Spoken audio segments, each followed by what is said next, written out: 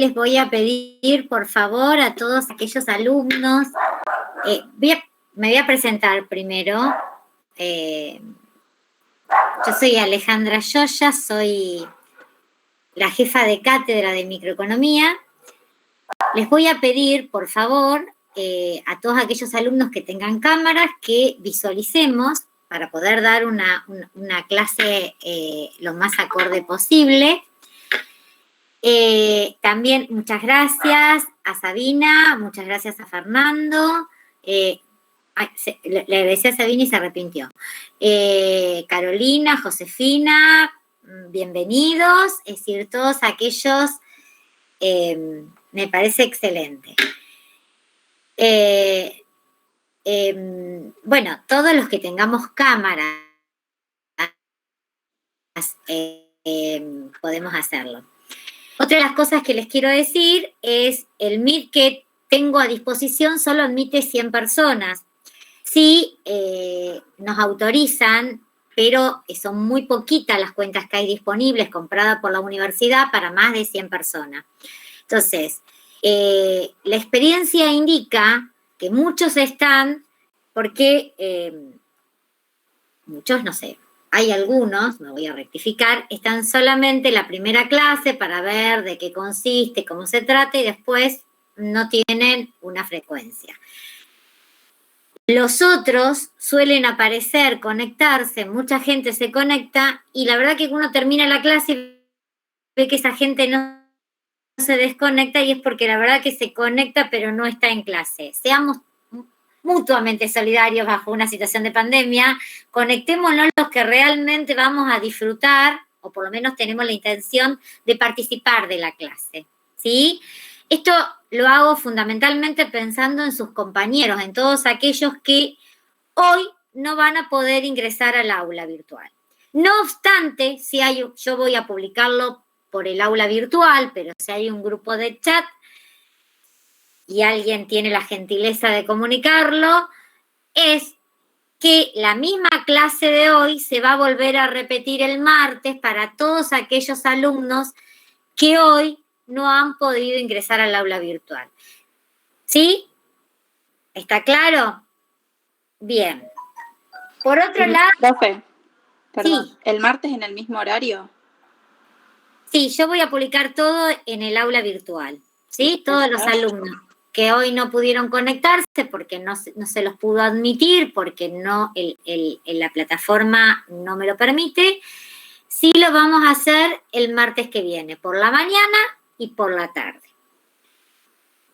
Las clases van a ser normalmente los días jueves, excepcionalmente se va a agregar algunas clases los días martes. Eso está publicado en el campus, estimo que todos ya deben haber entrado al campus y deben haber leído el cronograma de actividades propuestos por microeconomía, en donde se informa que los días martes en los horarios de 9 a 11 o de 15 a 17 van a ser utilizados en tanto y en cuanto ese día en las comisiones o en alguna de las comisiones no se haya podido terminar a desarrollar temas importantes de la unidad temática y que nosotros consideramos que merecen ser desarrollados, o podemos tener algún imponderable como corte de energía eléctrica o corte del servicio de internet, que eso no lo podemos predeterminar con antelación, y en ese caso, como estamos muy digamos, acotados con las semanas, las vamos a reprogramar para el martes siguiente. Pero en principio las clases son solamente los jueves, ¿sí?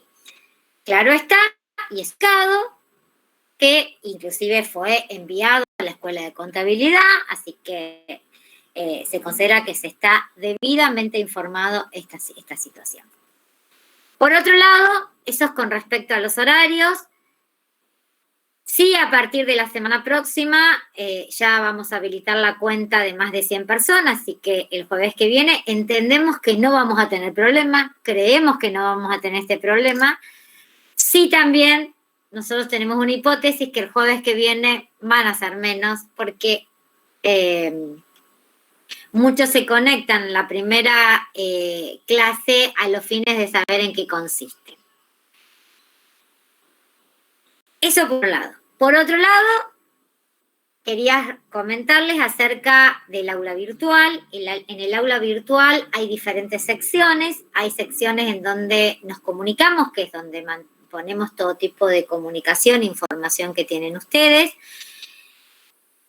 Hay una sección en donde compartimos información. Están ordenadas cada una de las unidades temáticas. En cada una de las unidades temáticas existen PowerPoint. Esos PowerPoint no son sustitutos en absoluto del material, digamos, de los textos y la bibliografía recomendada por la cátedra.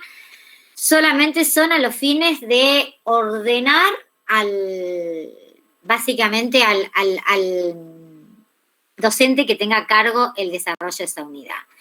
Microeconomía, no porque ahora sea virtual, sino aún cuando es presencial, no es que desarrolla literalmente todos los puntos.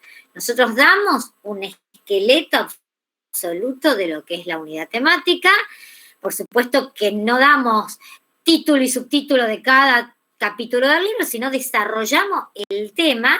Ustedes tienen puesto en el aula virtual una bibliografía, digamos, un documento donde está la bibliografía por unidad temática, en donde dice qué capítulos, qué texto, qué libro deben estar, y también está colgado cómo acceder a cada uno de estos textos. Por supuesto que yo no puedo colgar el libro, porque obviamente estaría infringiendo la ley. Sí puedo decir, porque si está puesto en internet, esto es público, cómo pueden acceder a ese material.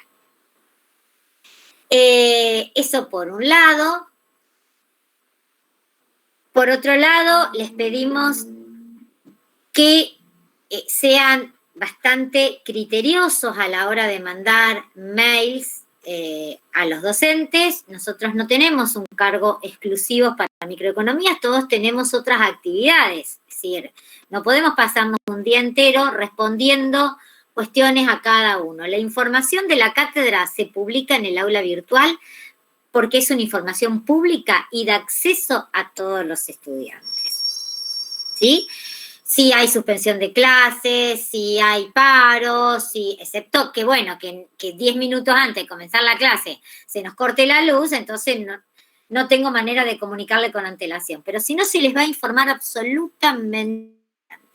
Yo entiendo que muchos entran en un proceso de ansiedad, pero les pedimos encarecidamente que tratemos de controlar esos procesos de ansiedades porque van a ser correctamente informados a través de la página o del aula virtual. Son más de 200 alumnos. Si cada uno, por una cuestión particular o una pregunta en particular, hace una consulta por mail, es imposible que les podamos responder a todos. Sí los vamos a tener debidamente informados, por eso despreocúpense. Con respecto a la materia es libre. No hay ningún sistema de promoción ni de parcial. La materia es libre y la cátedra solicitó para que a partir de los próximos turnos sea tomado de manera presencial los exámenes.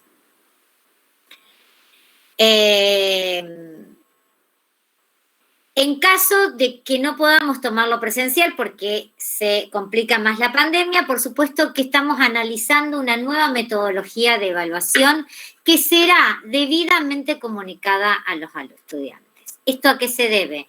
Esto se debe a que hemos corroborado que la prueba objetiva se reúnen en hacerla en un mismo domicilio. Eso, además de ser una falta de ética y de compromiso que tengan ustedes hacia la cátedra hace un esfuerzo enorme como para garantizarles la acreditación de los conocimientos y que de esta manera no entorpecer a que ustedes puedan seguir avanzando en la carrera, porque de hecho está que no son responsables de la pandemia.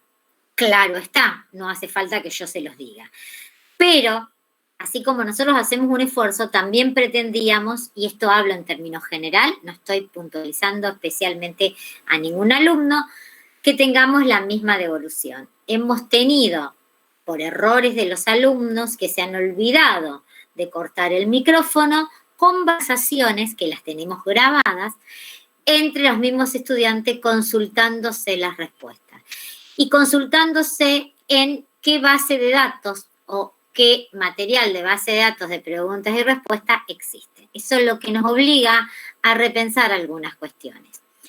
Entonces, una posibilidad es que libremos esto de que trabajen con libro abierto, de que pensemos un examen en donde sea libro abierto, por supuesto que no va a ser literal, nadie le va a preguntar definición de la demanda, ni mucho menos, sino vamos a trabajar en distintos casos que les irá tocando de manera aleatoria, para que, usando el material de cátedra, puedan consultar, pero obviamente, bueno, ves, acá ya hay uno que abandonó la reunión y que podríamos, pero qué bien, supo.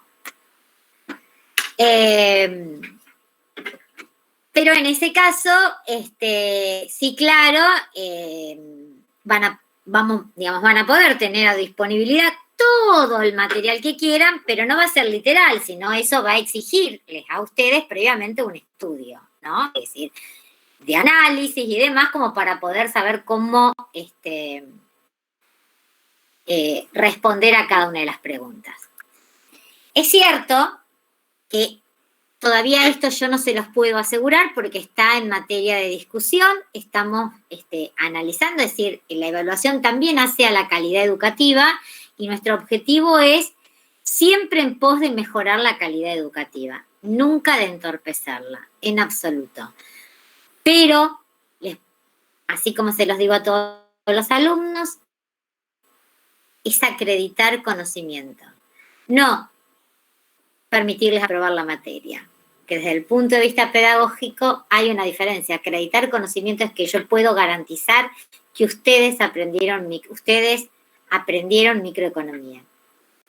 La cátedra puede garantizar eso. Y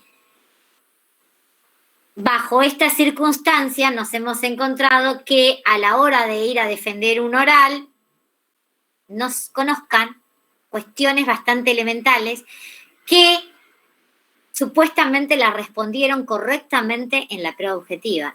Entonces, ¿qué es lo que pasa? Es decir, ¿cómo se puede responder tan bien una misma pregunta en la prueba objetiva y no puedan saberla cuando sea en el oral? Esto nos da a pensar, vuelvo a repetirlo, que merece un reacomodamiento de los exámenes. Claro está que de ninguna manera se va a eximir de ir a una instancia oral. Nosotros creemos que hasta que no se pueda concretar la presencialidad, nosotros vamos a tener que seguir evaluando de manera individual y de manera oral también. Es decir, van a tener que seguir existiendo dos partes por parte del examen.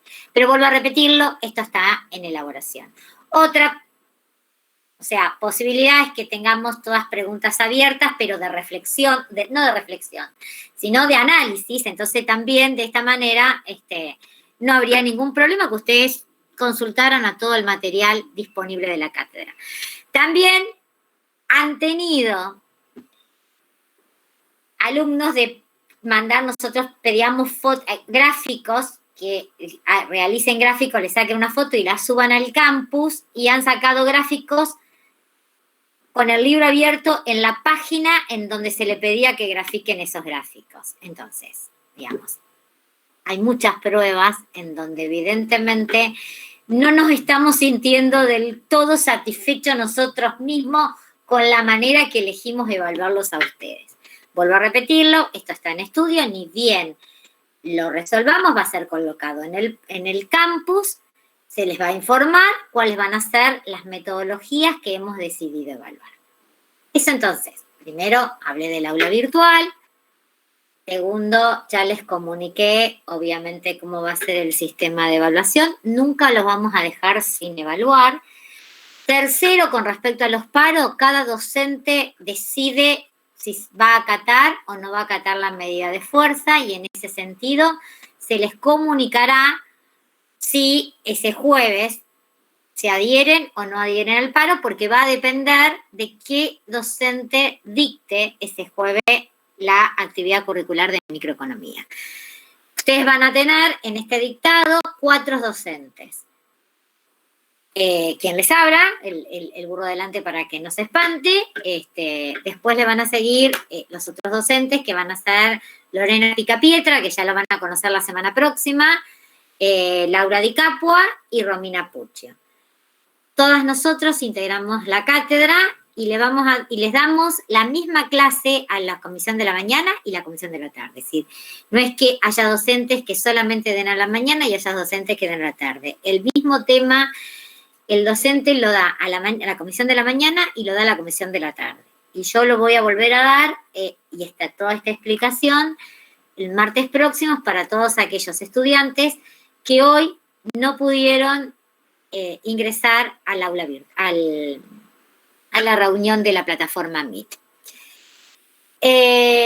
Bueno, la bibliografía básica que nosotros, digamos, la bibliografía principal es el libro de Parkin y Loria. Eso está en el programa, que también está subido, obviamente, en el campus virtual. El programa tiene en la unidad 6 un error en el título, pero no en los contenidos ni en los capítulos que abarca esa unidad. La unidad 6 son todos los mercados imperfectos y abarcaría todos los mercados imperfectos tradicionales, del monopolio, de la competencia monopolística y del oligopolio. Pero el título dice monopolio y competencia monopolística. Sin embargo, en esa unidad también están los modelos tradicionales del mercado del oligopolio. O sea que hay un error en el título, pero no se puede modificar no porque no quiera, sino porque obviamente, dada la circunstancia que estamos atravesando, hay que elevarla a consejo directivo y demás, pero como no se cambia el contenido, no nos pareció tan significativo poder hacerlo. Después hay bibliografías complementarias. Esas bibliografías complementarias también están o colgadas en el mismo campus virtual, porque son muchas publicaciones de cátedra del ex profesor José Luis Pellegrini, que antes era jefe de esta cátedra, y que recientemente fue jubilado, pero en tanto y en cuanto no haya una modificación del programa, obviamente vamos a seguir utilizando esos apuntes que son complementarios. ¿Qué les quiero decir con esto? En aquellas unidades que tienen esos apuntes complementarios no significa que reemplazan a los capítulos de los libros. Esto es bibliografía complementaria, complementa, ¿sí? Deben ser abordados.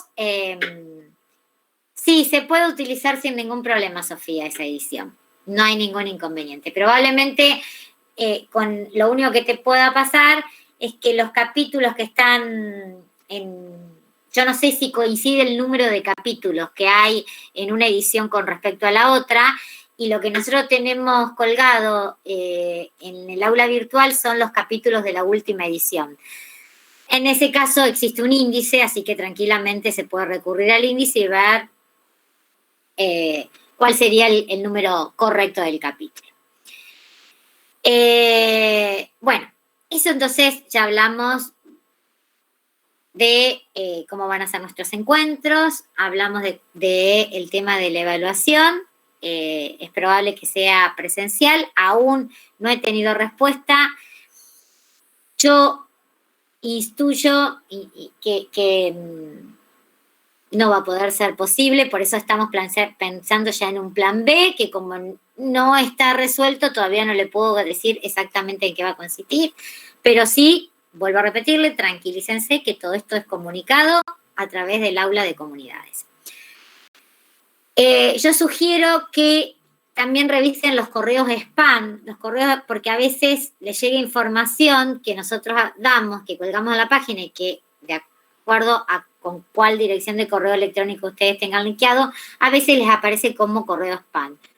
Chequenlo seguido, traten de entrar seguido a la página, porque a veces publicamos algo y las novedades por un problema en la plataforma no llegan rápidamente. Esto les digo por el tema de los enlaces, que los enlaces que nosotros tenemos, que vamos publicando esos enlaces, digamos, entonces a veces no les llega el mail en donde se les dice cuál es el enlace, sí hay una sección en donde dice enlaces de las clases de microeconomía y ahí están todos los enlaces colgados. Me parece que ya antes de empezar la unidad 1, me parece que ya les di todo tipo de información. No sé si alguien me quiere preguntar algo.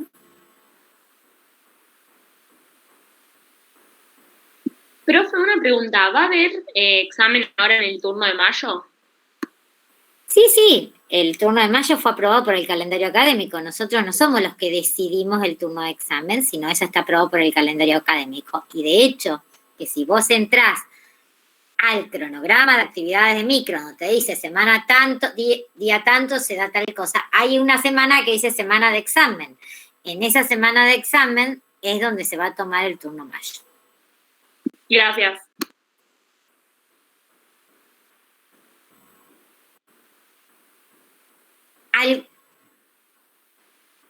¿Alguna otra pregunta? Está muy buena la página, el aula virtual, o sea, léanla, mírenla, porque está bastante completa y eso las va a ayudar bastante a ustedes. ¿Alguna otra pregunta antes de iniciarnos? Profe, en el caso de que el turno de mayo se pueda llegar a tomar presencial, que es muy difícil, pero ¿qué instancias más o menos tendrían? No la parte oral, tendrían todo lo otro. Bueno, la parte oral no, sería escrito, pero presencial, nosotros lo estaríamos viendo. Como en el 2019, digamos. Como era antes de la pandemia. Perfecto. Gracias. Probablemente, la idea nuestra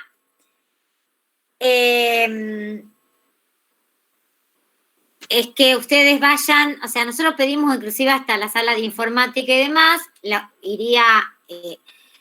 iríamos, esto sí quiero ser bastante clara, por favor, nosotros no guardamos nota ni tampoco tomamos alumnos que no figuren en actas. O sea, que la responsabilidad de inscribirse en el CIU Guaraní es de ustedes y saben cuándo tienen que inscribirse y cuándo no. Es decir, nosotros no guardamos nota y no tomamos a aquellos alumnos que no estén en acta. Pero además de eso, es necesario que además de estar en acta, den el presente cuando se les pida dar el presente.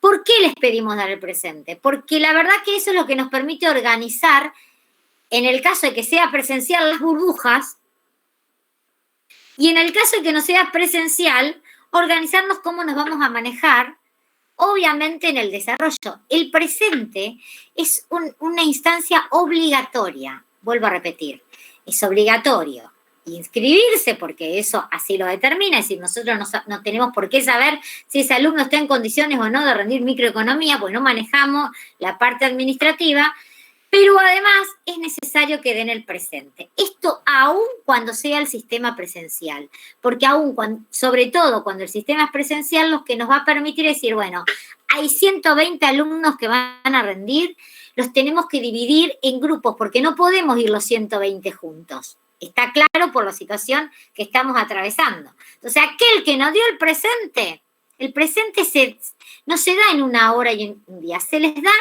generalmente desde un viernes a las 8 de la mañana hasta un lunes a las 8 de la mañana.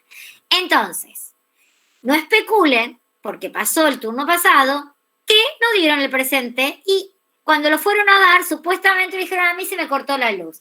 Lo lamentamos, porque justamente se abre una ventana grande para si tienen problemas de electricidad, de conectividad o de lo que fuera. ¿Estamos? O sea, no contemplamos esa situación. El presente, ustedes se les avisa desde qué momento ya pueden ingresar a ese link para contestar una pregunta, que es solamente contestar una pregunta y poner sí, te presentarías a rendir microeconomía. Tienen tienen 72 horas. No existe ningún tipo de contemplación. todo aquel alumno que no ha dado el presente, es decir, estamos hablando con gente adulta, ¿sí? Ustedes son todos gente adulta. Entonces, hay un momento y nos tenemos que hacer responsables de esa situación. Tengo que inscribirme al CIU Guaraní para rendir la materia. No tienen costos. Si ustedes se inscriben, no hay ningún costo, porque nadie le pone el insufrió, se inscribió en el CIU Guaraní y no dio lo que sí, si no se inscriben, no van a poder rendir. Entonces, mírenlo por el otro lado. Estén atentos a esa circunstancia. Sí, ¿algo más?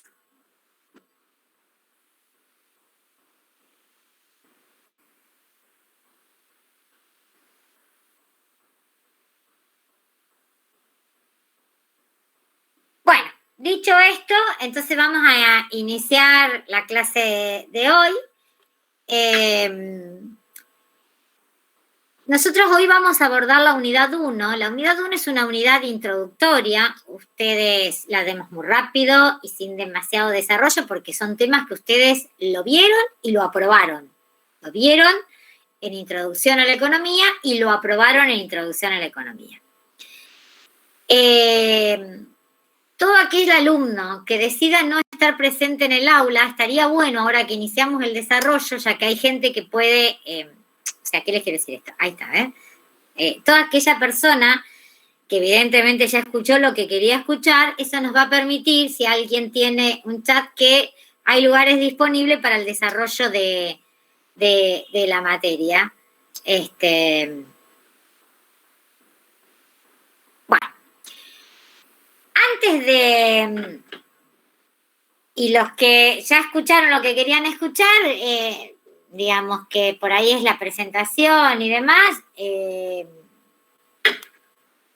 no tengo registro de quién se conecta y quién se desconecta, o sea que manéjense absolutamente libre, pero lo que sí le pido es que seamos solidarios con el resto de las personas, ¿sí? O sea, que si estamos en clase, si estamos conectados porque estamos usando y disponiendo de la clase. Bien. También yo me olvidé de informarles que hay colgados unos videitos que a veces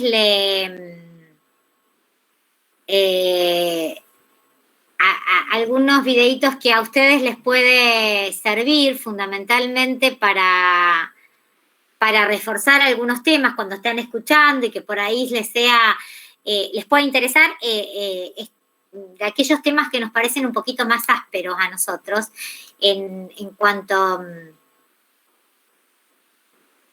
Bueno, Lara, te veo la próxima clase o cuando gustes, no hay problema. Saludos. Gracias por avisar.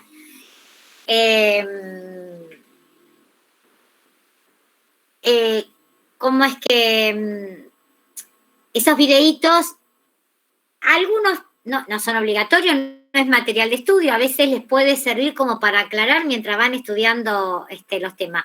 Hicimos de aquellos temas que nos parecían que podían ser, a nuestro criterio, un poco más complejos para entender, y por ahí les puede servir de apoyo, ya que esto, digamos, es un poco más complejo. Antes que me olvide, y esto sí es importante, si mandan mail por una cuestión de necesidad y urgencia, no lo hagan vía la plataforma Comunidades, sino mándenlo de su correo particular, porque si no, no tenemos manera de contestarle, porque le contestamos a Comunidades y nunca le llega la respuesta a ustedes.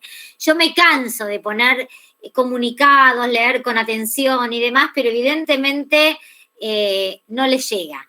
Entonces, no lo hagan a través de la plataforma, sino háganlo a través de su correo personal. ¿Está claro? Bien. Bien. Cerramos toda esta sección de presentación de la materia y todo eso. Si no tienen más dudas, ya nos entramos al desarrollo propiamente dicho.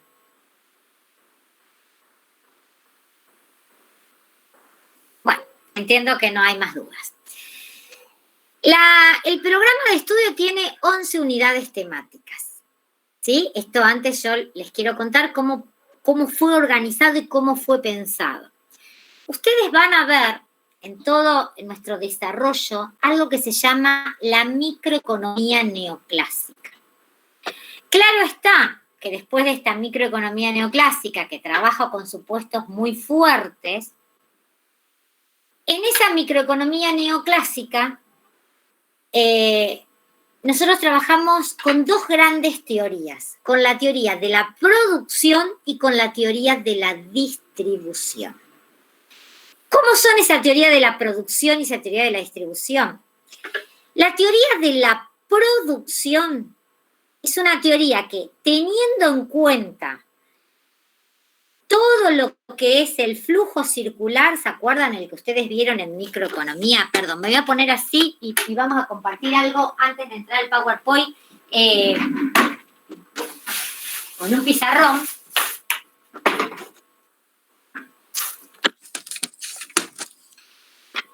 Este es mi escritorio, que está más o menos, a veces lo usamos como aulita, o ya hace un año, entonces está siendo sometido a modificaciones. Ustedes me tienen que decir siempre si se ve, no se ve, si repito algo, decir, por favor, sin miedo, y estaría genial que participemos todos, ¿ok? Nosotros decimos que tenemos la teoría de la producción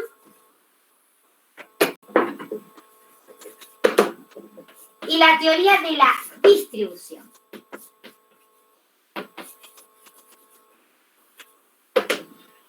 Estas dos teorías lo que tratan es de ver cómo asignamos los precios. Porque en realidad, justamente, esta microeconomía neoclásica también se conoce, y si ustedes alguna vez consultan algún libro, también se conoce como la teoría de los precios. Porque en realidad aquí los precios van a ser todo o el principal indicador que va a resolver el problema económico. Sin embargo, en la teoría de la producción, nosotros vamos a estudiar los mercados de bienes. Y en la teoría de la distribución, nosotros vamos a estudiar los mercados de servicios. ¿Y por qué es esto? Porque en los mercados de bienes, las empresas van a ser los oferentes y la familia los demandantes, y en el mercado de servicio, este rol se va a modificar. Las empresas van a ser los demandantes y, obviamente, las familias van a ser los oferentes. ¿Sí? De acuerdo a nuestro programa, cuando vemos lo que es teoría de la producción y cuando hablamos de teoría de la distribución.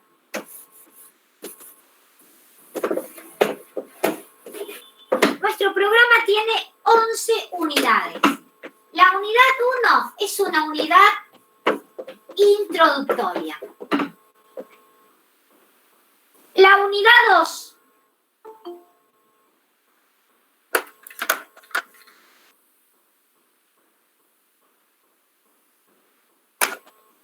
la unidad 2A, la unidad 6,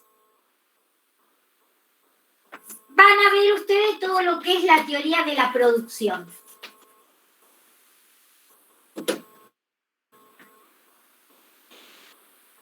Es decir, lo que se van a formar los precios en el mercado de... Entonces, por la de precios en los mercados de bienes se va a dar a través de la empresa como oferente y los consumidores como demandantes. Sin embargo, de la unidad 2 a la unidad 6, y esto no lo dice el libro, lo da por hecho, de la unidad 2 a la unidad 5, no lo dice el libro, lo da por hecho, pero parte del supuesto de que todo funciona bajo la idea de mercados perfectamente competitivos. Vuelvo a repetir. De la unidad 2 a la unidad 6 estudiamos teoría de la producción. Esto es cómo se van a formar los precios en el mercado de bienes. De la unidad 2 a la unidad 5, todo lo que se vea en esa teoría de la producción parte del supuesto de que se está analizando bajo competencia perfecta. En la unidad 6 aparecen los mercados imperfectos y se ven en la micro tradicional los mercados imperfectos del monopolio como caso extremo, la competencia monopolística y obviamente el oligopolio dentro de las soluciones tradicionales. ¿Por qué? Porque ustedes ya cuando vean oligopolio van a ver que es el único mercado que no tiene equilibrio si no tiene soluciones. Pero hay soluciones tradicionales y hay soluciones estratégicas. Acá en la unidad 6 se ven los modelos tradicionales. ¿Vamos hasta acá? La unidad 7 estudia la teoría de la distribución. Es decir, empieza a analizar el mercado de factores, en donde acá se invierten los roles. Ahora las familias son los oferentes y las empresas son los demandantes.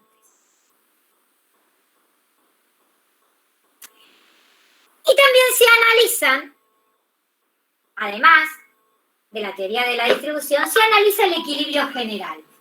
Es decir, cómo simultáneamente los mercados de bienes y los mercados de factores están en equilibrio.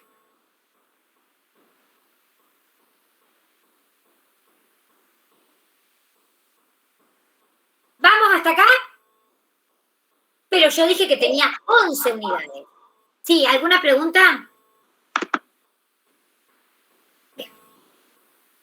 Y vimos solamente la unidad 7. Veamos qué pasa en las otras unidades. En la unidad 8,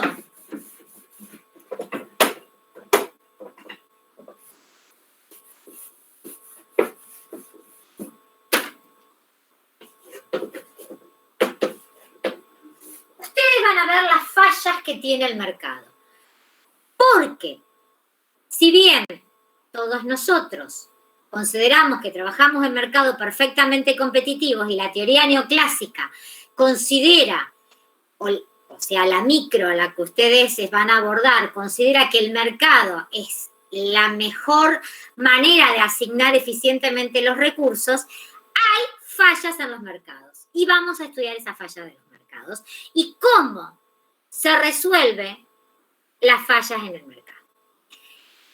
En la unidad 9 van a ver todo lo que es el comportamiento estratégico, porque en una economía hay justamente comportamientos estratégicos. Entonces van a ver la teoría de los juegos, fundamentalmente, que se da en este modelo, y otras soluciones de mercados oligopólicos en donde no son tradicionales, sino son soluciones estratégicas. Es decir, ver cómo se resuelve sin disponer de eso. La unidad 10 es una unidad donde habla fundamentalmente, o intentamos desarrollar, toda la incertidumbre y los riesgos que existen en una economía, en donde hasta aquí veníamos diciendo que había una información casi absoluta. Sin embargo, aparecen riesgos. Y la unidad 11, que es el corolario de todo esto, vamos a ver cómo se van modificando y cómo se van cambiando las estructuras, obviamente, de los mercados, haciendo un análisis un poco más dinámico de lo que es el análisis de los mercados. Bien, dicho esto,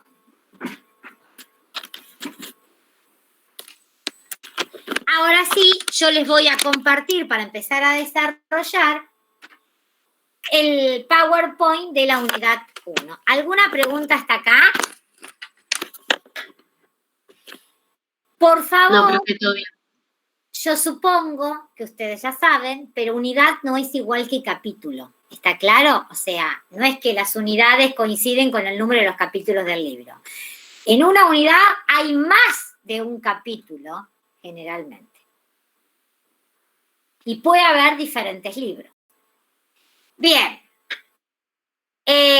Dicho esto, les voy a compartir el PowerPoint. Entonces.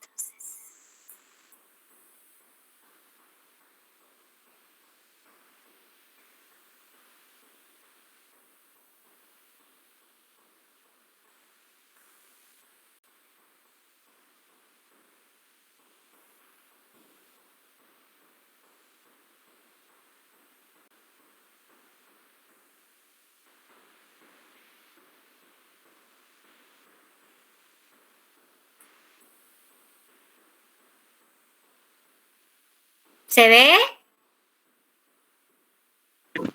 Sí, profe, a ver. Bien. Bueno, nosotros dijimos que era una introducción, por lo tanto, debemos dar un concepto de definición de economía. Yo en esto le quiero aclarar que de acuerdo a cuál sea la corriente de pensamiento que ustedes estén analizando de esta ciencia, van a tener conceptos diferentes de economía.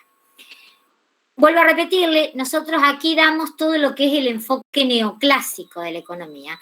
Por eso para nosotros la economía es una ciencia de la elección. Porque el problema que aborda la economía es el problema de la escasez. Dado que hay escasez, que ese es el problema que tiene la economía, entonces nosotros decimos que es la ciencia de la elección. Por eso que una de las definiciones que existen en la teoría neoclásica acerca de qué se entiende justamente por economía, es que la economía nada más ni nada menos que es el estudio de las decisiones de los actores económicos y la manera en que esos actores económicos interactúan entre sí. Hay otras definiciones de la economía de acuerdo al enfoque neoclásico, que probablemente ustedes la recuerden y que digan que es la ciencia que estudia cómo se asignan eficientemente esos recursos productivos limitados y escasos para producir bienes y servicios tendientes a satisfacer necesidades que son totalmente ilimitadas. No obstante, de acuerdo a este concepto, aquí rápidamente sale o se aborda las dos grandes ejes de la economía, que son el problema económico, que es la escasez, y el objeto de estudio, que es una ciencia social. ¿Por qué? Porque si tenemos que decidir, uno decide cuando tiene que optar, y uno opta cuando no puede realizar todo lo que quisiera. Y por otro lado, si se habla de que hay una interacción, significa que hay una comunicación entre los diferentes actores económicos. Esto es nada más ni nada menos que una ciencia social. Esa economía, esa ciencia que aparece en el siglo XVIII con Adam Smith como el primero que aborda el problema económico como una ciencia autónoma, y que, permiso que voy a admitir a algún alumno. Un segundo. Profe, ¿este Power se encuentra en el campus? Este Power se encuentra subido en el campus en la unidad 1. Genial, gracias. Está todo ordenado por unidad. En cada unidad ustedes tienen el PowerPoint, ustedes tienen lo que se llama una guía de estudio que consta con un conjunto de preguntas. No es que tengan que sentarse a responder esas preguntas. Sí, esas guías de preguntas son guías de estudio, o sea, los va guiando a ustedes para ver cómo ir desarrollando todo eso que van comprendiendo. ¿Sí? Bien. Voy a seguir compartiendo. Entonces, esa economía que dijimos que era la ciencia de la elección, básicamente, va a poder ser analizada a través de proposiciones positivas o de proposiciones normativas. Y esto es lo que va a ser, si va a estar analizada desde el punto de vista de proposiciones positivas, nosotros vamos a hablar de economía política. Y cuando uno tiene un análisis de proposiciones más normativas, esto es, de juicios de valor, y ya vamos a ejemplificar algo de esto, uno habla de política económica. No es lo mismo la economía política entonces que la política económica. La economía política, y es lo que nosotros vemos en microeconomía, hace todo un análisis de lo que es la teoría económica. Nosotros hablamos de economías positivas cuando en realidad no tenemos juicio de valor en lo que decimos. Esa economía positiva que forma parte, vuelvo a repetirle, de la economía política puede ser un aspecto sumamente descriptivo y yo describo una situación. Por ejemplo, la situación que puedo describir es que en el mes de marzo los precios en la economía argentina tuvieron un aumento del 4,5%. Yo estoy describiendo. ¿Cuándo puedo hacer una teoría económica? Cuando yo digo, bueno, cuando hay un aumento sostenido y generalizado de precios, ahí hay inflación. Esa teoría económica va a responder a un contexto macroeconómico, porque yo no estoy hablando del precio del bien X, sino estoy hablando de una economía globalizada, agregada, en donde hablo de todos los precios. También puedo decir, el precio del pescado en Semana Santa aumentó. En ese caso, estoy hablando de una economía descriptiva. ¿Qué puedo decir? Que a mayor nivel de precio, ceteris paribus, es decir, a medida que aumenta el precio del pescado, ceteris paribus, disminuye la cantidad consumida de pescado. Ahí tengo la teoría de la demanda. Es una teoría económica desde el punto de vista microeconómico. Ni la parte descriptiva ni la construcción de teorías hay juicios de valor. Sin embargo, yo puedo decir, bueno, la causa de que aumentan los precios del pescado en Semana Santa debido a que los productores o los oferentes se alinean en esto de que es un bien altamente demandado y que sostienen que bajo algunas costumbres que rigen en la sociedad argentina, sobre todo para los católicos practicantes, no comen carne la Semana Santa. En el caso de que aumenten los precios o que haya un aumento de precios, si estoy haciendo una teoría macroeconómica de la inflación, puedo decir, bueno, el motivo de que haya inflación en la Argentina se debe a que hubo una fuerte emisión monetaria para poder paliar todos los costos sociales producto de la pandemia y las restricciones necesarias para afrontar una pandemia. ¿Se entiende cuál es la diferencia en donde hay una política económica y una economía política? Profe, ¿lo podría volver a repetir esa? Porque no me quedó muy claro la diferencia entre política económica y economía política. Si yo digo que hay aumento sostenido y generalizado de precio, Kicillof y Esper, que están en dos posturas totalmente diferentes, dicen acá hay inflación. ¿Estamos hasta acá? Sí. Bien. Ahora, ¿qué va a decir Esper? El problema de la inflación es un problema monetario y se debe a que el año pasado emitieron una gran cantidad de dinero para poder paliar la cuestión social de la Argentina. Es decir, para poder dar el IFE, el ATP, los repro, etcétera, etcétera, etcétera. ¿Sí? ¿Qué va a decir Kicillof? ¿Que no tiene una visión monetarista? No, el problema de la inflación en la Argentina es meramente especulativo. ¿Se entiende? Sí. ¿Sí? Los dos coinciden que hay inflación, porque hay un aumento sostenido y generalizado de precios. Y eso es teoría económica. Ahora, las causas que dispararon ese aumento y sostenido generalizado de precios, o sea, pueden ser diferentes para cada uno. Los monetaristas la atan generalmente a un problema de emisión monetaria, de ahí viene la palabra monetarista, los estructuralistas lo atan básicamente a un problema de una estructura productiva.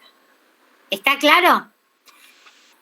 La microeconomía generalmente forma parte de teoría económica, porque en general no hay juicios de valor, porque no hay diseño de políticas económicas.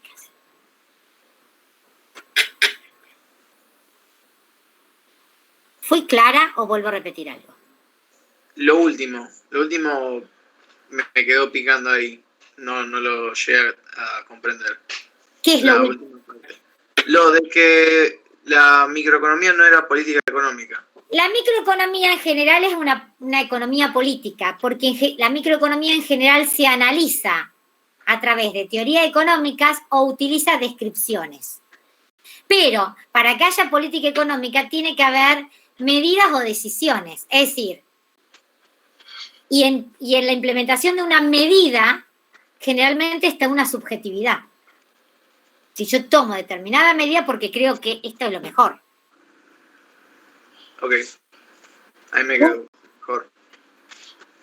Una política económica sería que el gobierno decida bajar la inflación a través de un programa de estabilización de precios que tenga una política monetaria restrictiva. Esa es una medida. No lo va a hacer porque no es la ideología de este gobierno de turno. Porque necesitaría bajar el gasto público, por ejemplo. Perdón, que quiero admitir... no sé, se me fue. Bueno, se ve que se unió solo. ¿Seguimos? ¿Ahora sí? Sí, profe. Genial. Me parece bárbaro que pregunte, porque aparte no me siento hablándole a una máquina solamente, que es terrible. Así que... vamos, imítense de este compañero y pregunten. Bien, ahora, ¿cuáles son esos alcances que tiene la economía? Que es una sola ciencia, Pero esa economía puede ser abordada desde el punto de vista microeconómico, que es lo que nosotros vamos a abordar. Cuando nosotros abordamos todo el estudio microeconómico, nosotros nos centramos en el comportamiento individual de los actores económicos. Nosotros acá vamos a ver la oferta y la demanda, o del factor de la producción o del mercado de un determinado bien. Pero no vamos a ver la oferta y la demanda agregada de la economía, sino vamos a ver el comportamiento individual de los actores económicos. Es decir, cómo toman decisiones cada uno de estos actores económicos en lo individual y no en lo agregado. Entendiendo por actores económicos las familias, las empresas. Pero otro alcance que tiene la economía es la macroeconomía. Y la macroeconomía estudia la economía, que es una misma ciencia, pero la aborda desde el punto de vista de los agregados. Por eso que la macroeconomía también se la suele conocer como la teoría de los agregados económicos.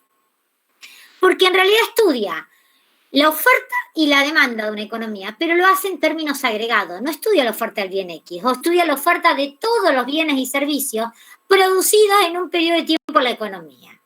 ¿Sí? Estudia el producto bruto interno. Y estudia todo lo que gasta la economía en bienes de consumo, ya sean las familias, en bienes de inversión, lo que consume el Estado, porque la macro aparece un nuevo actor económico que es el sector público, y estudia el gasto de las exportaciones, es decir, el gasto que consumen otros individuos de nuestros bienes o lo que nosotros consumimos de otros países. En este sentido, también se analiza la oferta y la demanda, pero en términos agregados, no de un bien en particular o de un factor en particular.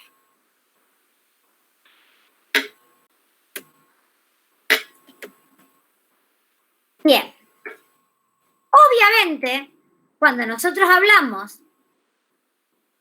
de nuestro concepto de la economía, nosotros caemos en la idea de que es la ciencia de la escasez. Por eso es que permanentemente debemos hacer elecciones. Pero para hacer esas elecciones, nosotros tenemos que tener algún tipo de estímulo. Es decir, tanto el mercado como la sociedad nos tiene que estimular a elegir, a decidir, a realizar una actividad, a consumir un bien, a disponer de ingresos para determinadas cuestiones. ¿Sí? Y mientras elegimos, porque estamos estimulados a eso, tenemos que intercambiar todo aquello que nosotros no producimos y que producen otros por cuestiones que nosotros producimos y que otros necesitan consumir. Y en todas estas decisiones de intercambio hay un costo de oportunidad. Si siempre nosotros resignamos realizar algunas cuestiones para poder hacer otras. El costo de oportunidad no es nada más ni nada menos que lo que uno, lo que deja de percibir por rechazar la mejor alternativa que no se va a llevar a cabo para poder realizar otra. ¿Sigo avanzando? Sí, profe. Bien. Ahora, para que yo pueda decidir y yo pueda elegir, obviamente, en una economía moderna, nosotros desde que nos levantamos hasta que nos acostamos vamos decidiendo. Pero vamos decidiendo porque en la economía moderna hay lo que se llama la división de tareas. Es decir, no todo el mundo hace el mismo trabajo, sino justamente para que yo pueda realizar una actividad y resignar otras actividades, tiene que haber alguien que lo haga. Es decir, yo no voy, me levanto a la mañana y ordeño la vaca para tener la leche y hacer el desayuno, sino alguien lo está haciendo por mí. Porque yo, mi tiempo, lo utilizo en otro tipo de actividades. Esto significa que en la sociedad moderna hay lo que se llama una división de trabajo. Y en esa división de trabajo hay una especialización. Cada actor económico se especializa en una actividad y el resto de las actividades las intercambia con los otros actores económicos. Pero para que esto pueda ocurrir, debe haber una coordinación. Esa coordinación puede estar dada a través del mercado, por ejemplo. Yo me levanto a la mañana y tomo el vaso de leche. Ahora, para que yo tome el vaso de leche, tuvo una coordinación antes. Hubo quienes se dedicaron a tener el tambo y criar las vacas, ordeñar la leche. Otro que pasteuriza la leche. Otro que hace el proceso de distribución. Otro que la comercializa hasta que llega a mí. Fíjense todo lo que hubo. Y eso generalmente lo hace el mercado. Y en la mayoría de los bienes hay un mercado que coordina todo esto. Pero puede pasar que haya decisiones que no puedan estar, o haya cuestiones en mi vida, en la vida de las sociedades modernas, que no pueden estar coordinadas por el mercado. Por ejemplo, ustedes en la universidad no lo coordina un mercado.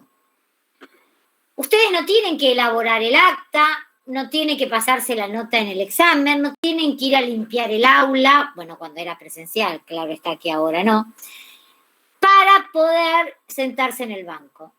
Todo eso hay una organización. Ustedes lo único que tienen que hacer es ir a la facultad. No tienen que ver, coordinar las distintas materias que ahora cursarle y que no, porque todo eso está organizado por una institución. Ustedes tienen que ir a estudiar. Ese es su trabajo. Hay otro que se encarga de limpiar. Hay otro que se encarga de organizar las comisiones, que será el personal de cursos y examen. De alumnado. Otro que se encarga de organizar las aulas, que será el personal de cursos y examen. Y así sucesivamente. Y hay algún docente que va a darle la materia. Pero para todo esto se requiere de una información. Esta información, ¿quién la brinda? La misma sociedad. Es decir, yo para poder ir a saber que no tengo que ordeñar la vaca y poder desayunar a la mañana, tengo que saber que hay, digamos, un supermercado. Es decir, tácitamente esta información existe. ¿Sigo? Sí, profe. Sí, profe. Bien. Ahora, esta economía que nosotros estamos viendo se va a sentar de alguna manera en dos grandes interrogantes. Uno es el qué, el cómo y el para quién producir. Y el otro es en qué punto la búsqueda del interés personal también sirven al interés social. Entonces, vayamos al qué, cómo y para quién producir.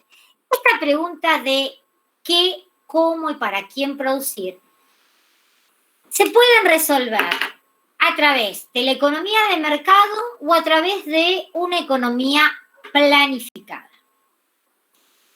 Nosotros decimos que la desarrollamos a través de la economía de mercado cuando es el propio mercado que a través de la formación de los precios que son obtenidos mediante la oferta y la demanda, resuelve el qué, el cómo y el para quién.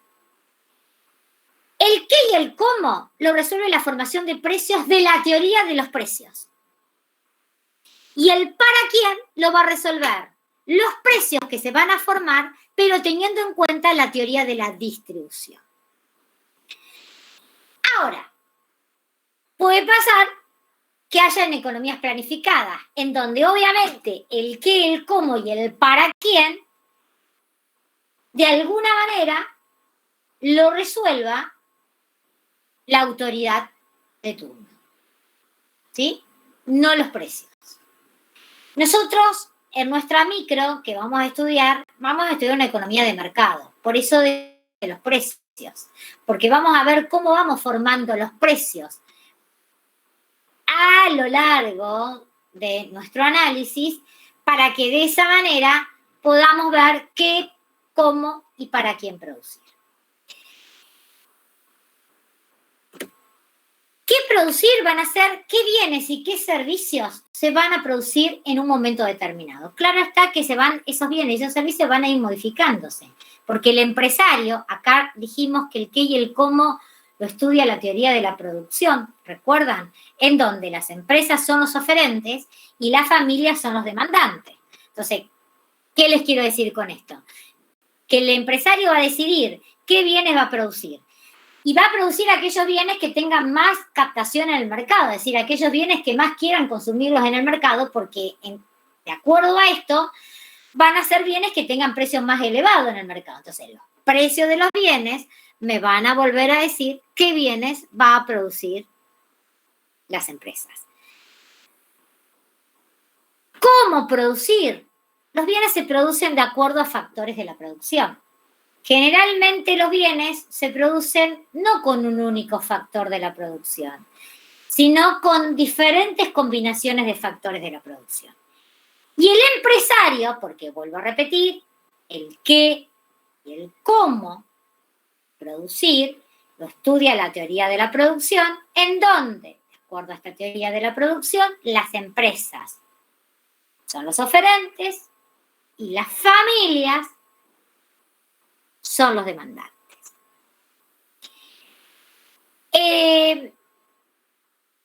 Pero como generalmente un bien se puede producir con diferentes combinaciones de factores, nosotros podemos decidir para la producción producirlos con aquellos factores cuyos precios sean más bajos. Por ejemplo, si el precio del trabajo es más bajo que el capital y yo produzco con trabajo y capital, yo puedo hacer una producción intensiva en mano de obra. Podría pasar lo contrario. Es decir, si el capital es relativamente más barato que el trabajo, yo podría producir esos bienes intensivos en capital. Pero siempre son los precios los indicadores de qué y cómo vamos a producir. Esos factores, vuelvo a repetir, son el tierra, el capital, el trabajo y las habilidades obviamente, que tienen los empresarios, que son los organizadores, obviamente, de la producción. ¿El para quién producir, que sería la otra pregunta? Se van a producir para todos aquellos que tengan el dinero suficiente para adquirir los bienes y servicios que se producen en una economía de mercado. En una economía planificada, así como la autoridad determina qué bienes y cómo producirlo, también determina qué cantidades de esos bienes y quiénes van a consumir esos bienes. Pero en una economía de mercado son los precios también los que van a determinar para quién. ¿Y por qué digo los precios? Porque en realidad el para quién es analizado a través de la teoría de la distribución, en donde en esta teoría de la distribución las familias son los oferentes y las empresas son los demandantes. Pero estas familias que son propietarios de factores de la producción, por el factor de producción que percibe van a percibir una renta, un interés, un salario o un beneficio. Y con esta renta, con estos intereses, con estos salarios, van a ir a adquirir los bienes y servicios que van a ser producidos en los mercados de bienes. ¿Cómo se determina esa renta, ese interés y ese salario? A través de la oferta y la demanda de factores de la producción. En donde, vuelvo a repetir, la oferta lo determinan las familias y la demanda las empresas. El único precio del factor de la producción que no es formado en un mercado son las habilidades empresariales, porque nosotros no podemos determinar por la oferta y la demanda los beneficios de los empresarios. ¿Preguntas hasta acá?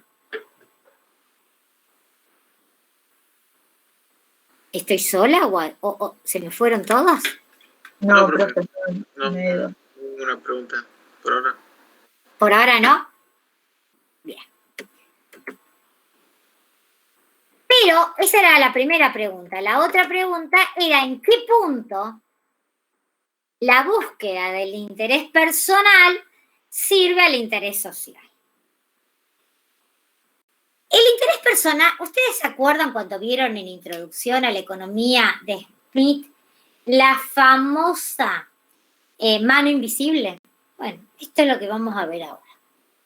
¿Se acuerdan que Smith decía, bueno, el ser humano o el individuo, no hablaba del ser humano, Smith hablaba de individuo, los individuos son naturalmente egoístas, pero ese egoísmo que tienen particularmente los individuos hacen que, permiso, voy a admitir a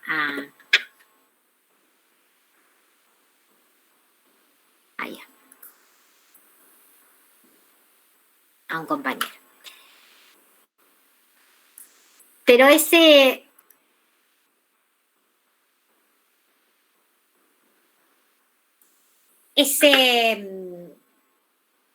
de alguna manera, ese egoísmo que nos moviliza a poder actuar llevaba al desarrollo nacional. Esto pasa lo mismo.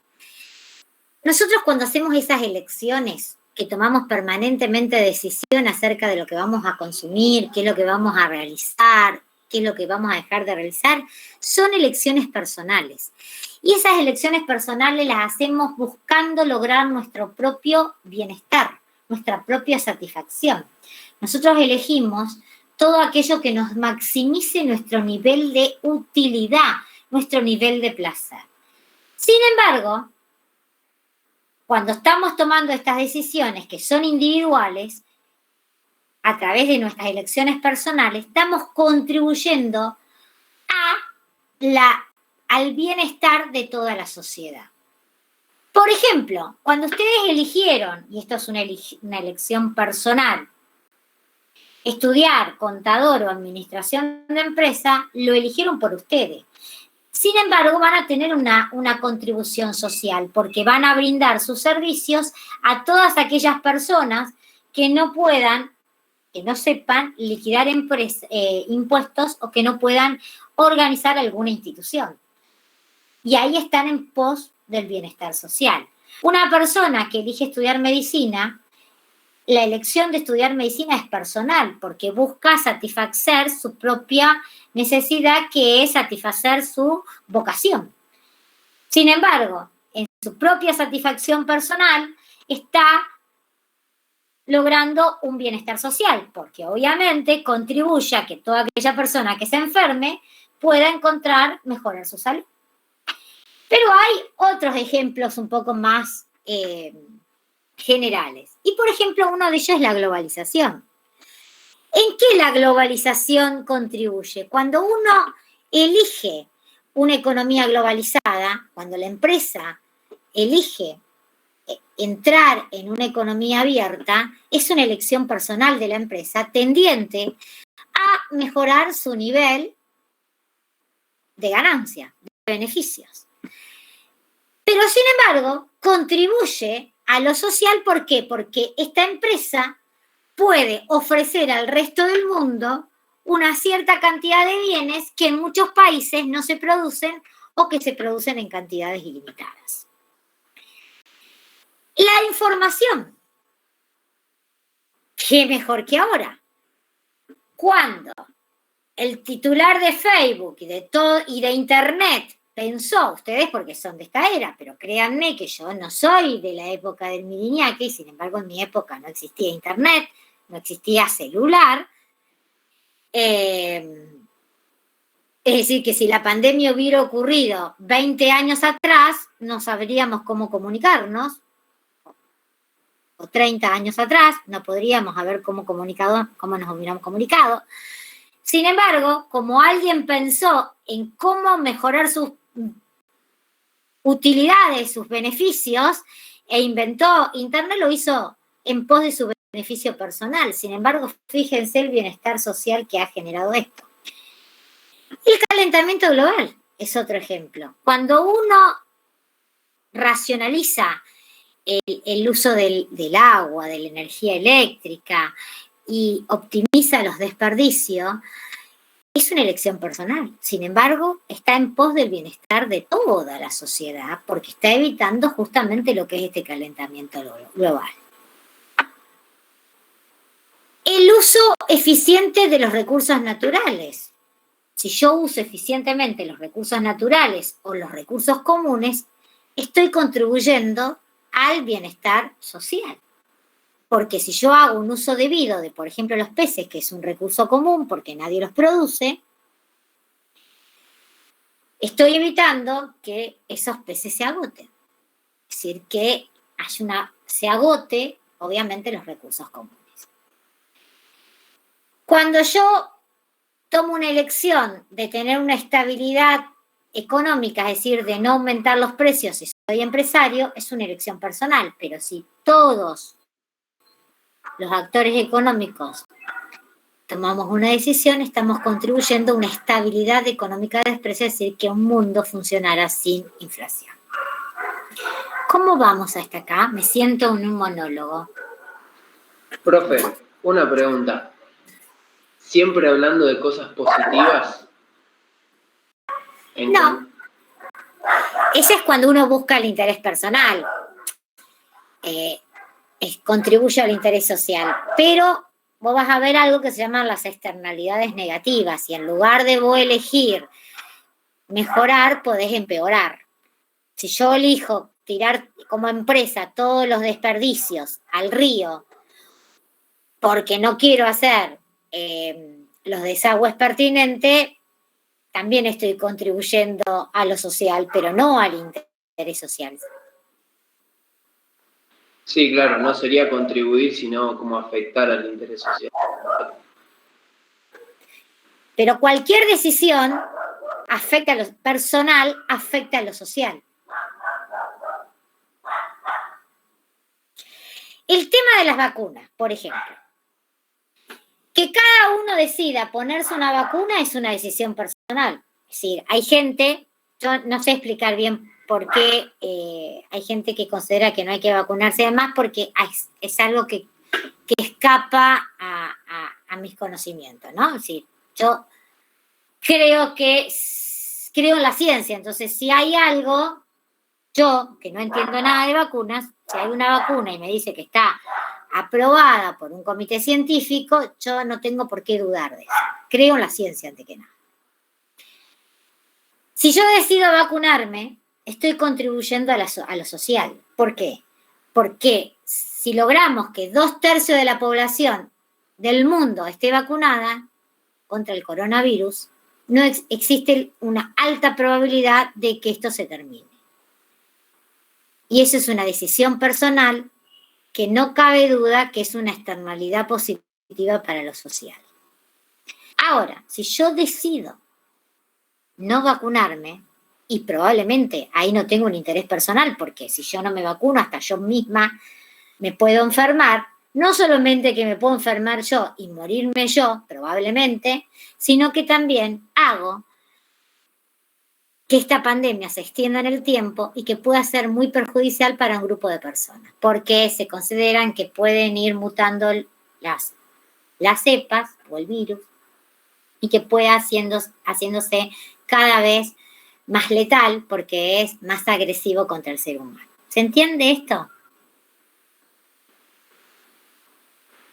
Sí, profe. Bien, excelente. Todo lo que nosotros vimos nos da la pauta que sin duda la economía es una ciencia social, pero es una ciencia. Y como toda ciencia, tiene un método de estudio.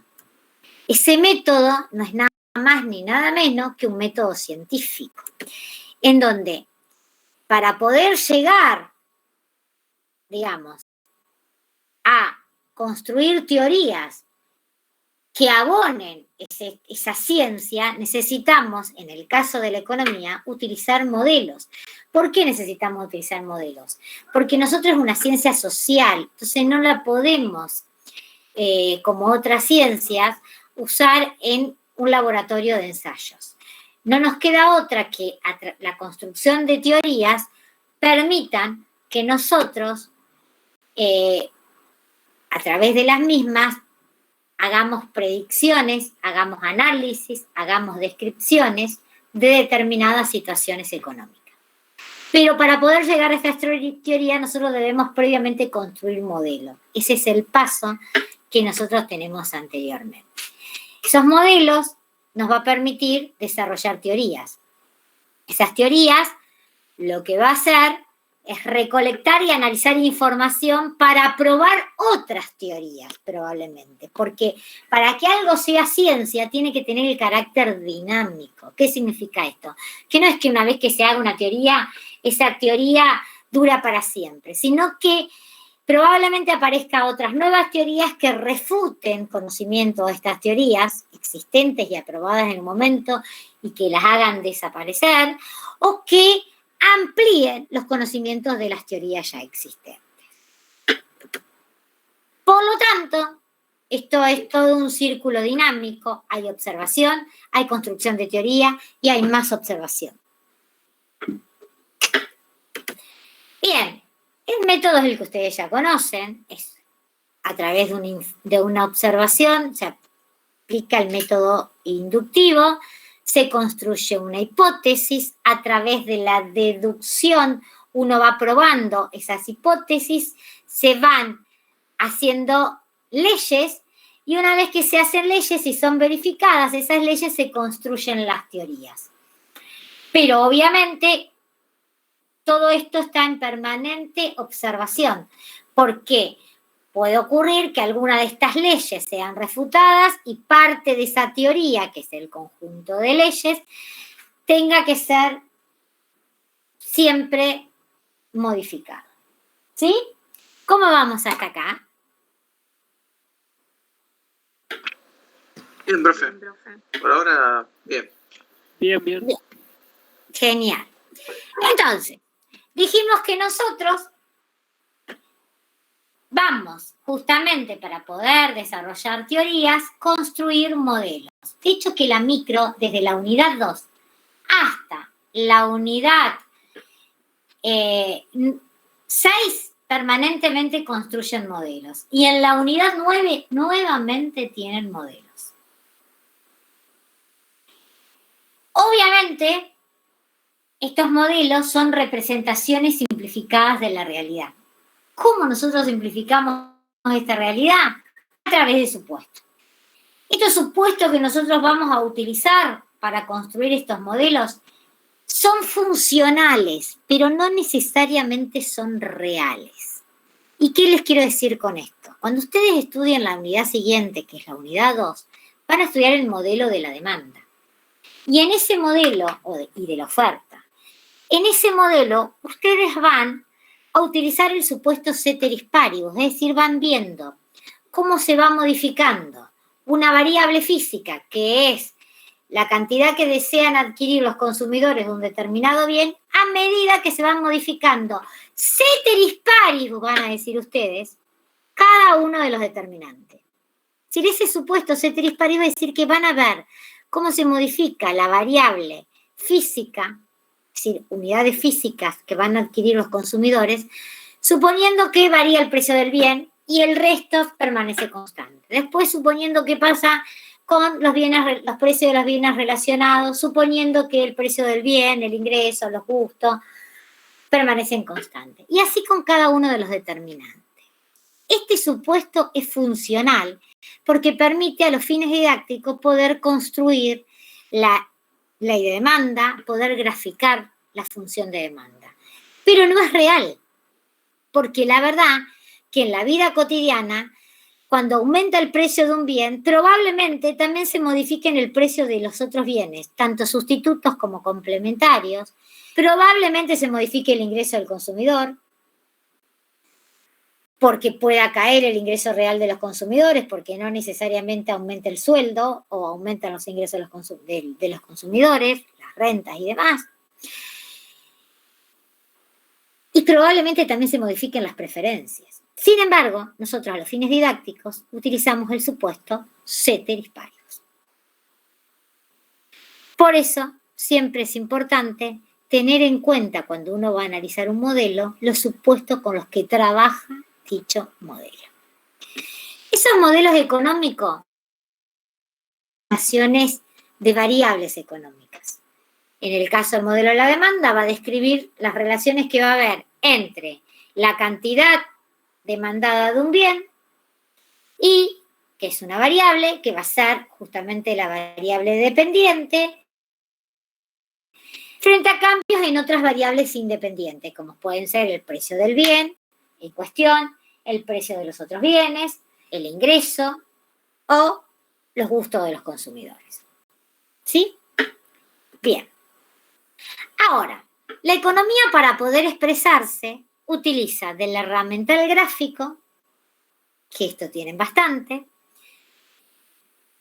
de una información analítica. Analítica significa que uno lo puede expresar a través de lo que ustedes llaman fórmula, que no se llama fórmula, se llaman expresiones analíticas. Entonces yo puedo decir que la demanda de un bien está en función de la demanda del bien X está en función de el precio de X, el precio de Y, los gustos y el ingreso, ¿sí? Eso lo expreso a nivel analítico, a nivel verbal, como se lo estoy contando yo a ustedes, o a nivel escrito, ¿sí? Cuando uno lo desarrolla a través de un paper.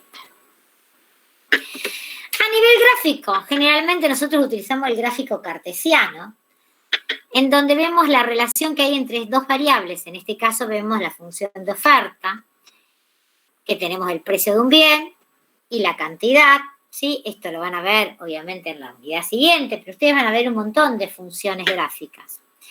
Siempre van a ver la relación entre dos variables. En este caso, la inclinación, si las variables se comportan en sentido igual, es decir, esto aumenta, esto que está acá aumenta, y esto que está acá también aumenta, es decir, en el mismo sentido, sería dependiente positiva. Si sería en sentido inverso, es decir, que una variable aumenta y la otra disminuye, la función esa tendría pendiente negativa. Cuando la relación entre esta variable y esta variable es constante, nosotros decimos que la pendiente es lineal, es una línea recta. Cuando nosotros tenemos que la relación entre esas dos variables no es constante, nosotros decimos que la función es no lineal o lo que viene a ser una curva. ¿Cómo vamos hasta acá? Bien, profe. Bien. Nosotros a lo largo de microeconomía vamos a ver un sinnúmero de modelos y esto yo ya se los dije. Pero el primero que van a ver, que es un modelo que ustedes ya vieron, es el modelo de frontera de posibilidades de producción. ¿Por qué es el primer modelo que se ve? Porque en esta unidad introductoria, este modelo de fronteras de posibilidad de producción es un modelo que a ustedes le permite dar la pauta de ese problema de escasez que hay. De que la economía es una ciencia, es una ciencia social cuyo problema es la escasez. Entonces, a través de la frontera de posibilidad de producción, ustedes van a poder observar cuál es la capacidad máxima que se va a poder producir en una economía dada la disponibilidad de factores de la producción y el estado de la tecnología con el que se cuenta. Pero por supuesto que como es un modelo vamos a tener que recurrir a supuestos. Uno de esos supuestos con el cual se va a recurrir es que para poder graficar, vamos a suponer que solamente vamos a trabajar con dos bienes, cuyos precios de esos bienes van a estar dados. ¿Qué significa que vienen dados? Que nosotros en este modelo no vamos a determinar el precio de los bienes. El precio de los bienes los van a determinar ustedes en la unidad 2. Pero acá vamos a suponer que esos precios vienen dados. También vamos a suponer que la economía está cerrada, es decir, que no se van a poder importar factores de la producción. Vamos a tener que producir con los factores que cuente la economía, esto es con el trabajo, el capital y los recursos naturales que tenga la economía. Fundamentalmente. ¿Sí? Ahora, esta frontera de posibilidad de producción, que ya vamos a ver, a nosotros nos va a dar dos pautas. Una lo que es la idea de escasez justamente, la idea de eficiencia y la idea de costo de oportunidad. Nosotros vamos a ver tres formas diferentes de fronteras de posibilidades de producción. Comencemos con la que ustedes conocen, que es la frontera tradicional de la frontera de posibilidad de producción, en donde de acuerdo a nuestro supuesto, permiso, yo voy a utilizar también el pizarrón acá. ¿Puedo seguir o hay algo que tengo que repetir?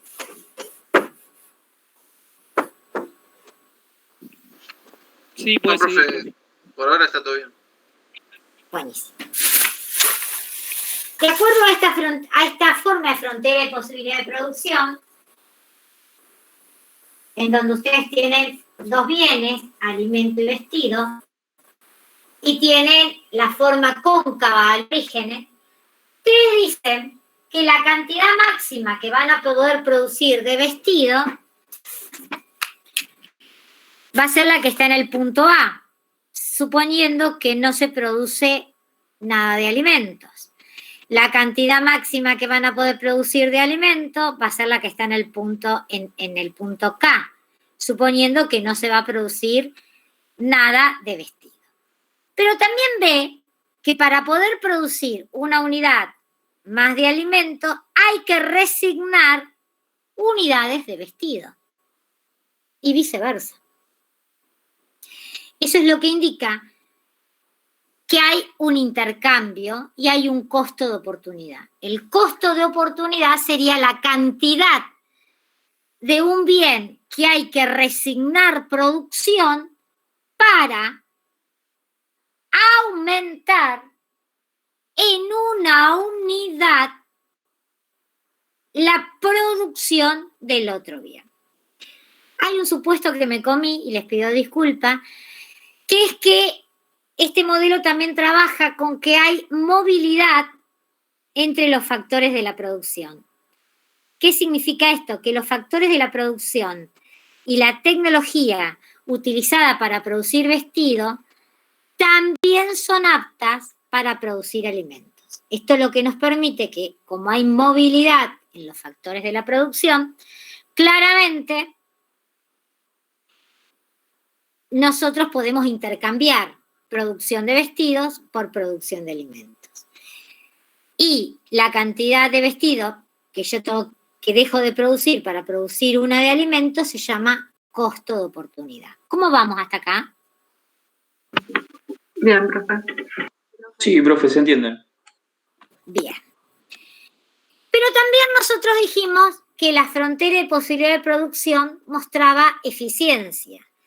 ¿Cuándo hablamos de eficiencia? Cuando nos encontramos sobre la frontera de posibilidad de producción. Es decir, cualquier punto que esté en la frontera de posibilidad de producción, esto es A, B, C, D, E, F o K, ¿sí? Cualquiera de estos puntos que están sobre la frontera de posibilidad de producción, nos da cuenta de que nosotros estamos trabajando de manera eficiente. De manera eficiente significa que estamos produciendo a pleno empleo. ¿Qué significa producir a pleno empleo? Que estamos utilizando todos los factores de la producción. Estar utilizando todos los factores de la producción significa trabajar en el pleno empleo. Estamos utilizando todo el capital, es decir, no hay recursos ociosos. Estamos utilizando todo el trabajo y toda la tierra. Cualquier punto que se encontrara adentro de la frontera de posibilidad de producción, por ejemplo este que está acá, el punto I, significa que nosotros que la economía está produciendo ineficientemente. ¿Por qué? Porque con esos factores productivos y con ese estado de tecnología podría producir mayor cantidad de vestido y mayor cantidad de alimentos.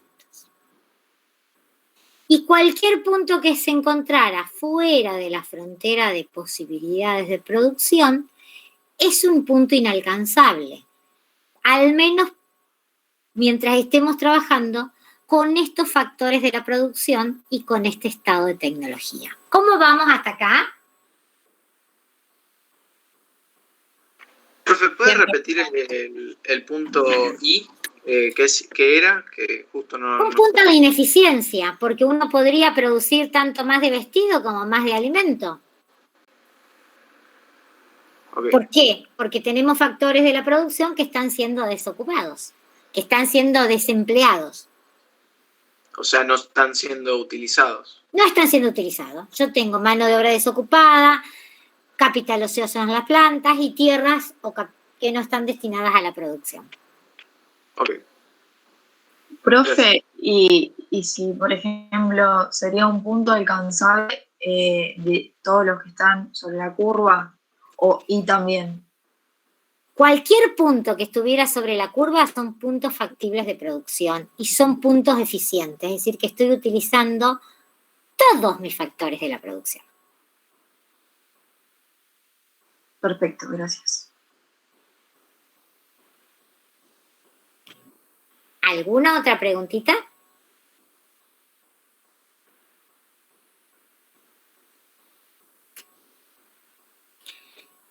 Bien. Ahora, esta frontera de posibilidad de producción podría desplazarse. Supongamos que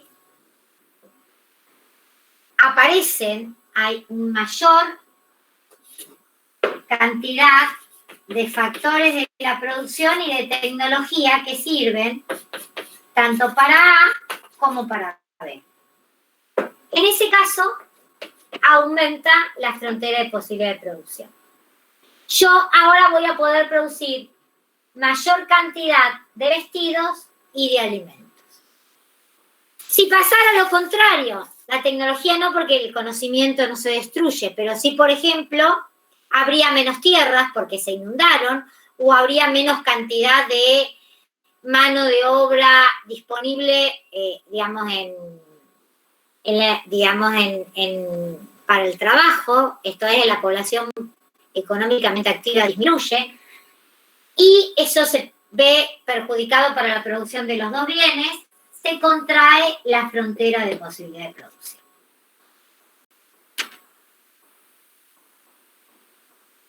¿Vamos hasta acá? Sí, perdón, profe. En este último caso es cuando aumentan los cuando tengo más cantidad de factores de producción, cuando aumentan, ¿verdad? En este caso, En el amarillo. digamos, claro. Bien, perfecto. Esta frontera Porque que hay está un con aumento. amarillo significa... Sí, perdón. No, perdón, escucho la aplicación. Esta frontera que está acá con amarillo significa que aparecieron nuevos factores de la producción y o nuevas tecnologías. Ujú. Esto es, apareció más mano de obra o pudieron incorporarse a la actividad productiva tierras que antes no estaban incorporadas y o más capital y o nuevos conocimientos que permiten que tanto A como B pudieran aumentar sus cantidades productivas. Entonces Listo, hay perfecto. un desplazamiento paralelo de la frontera de producción hacia la derecha. Está, perfecto. Muchas gracias. Profe, ¿y qué era lo que pasaba cuando se estaba a la izquierda?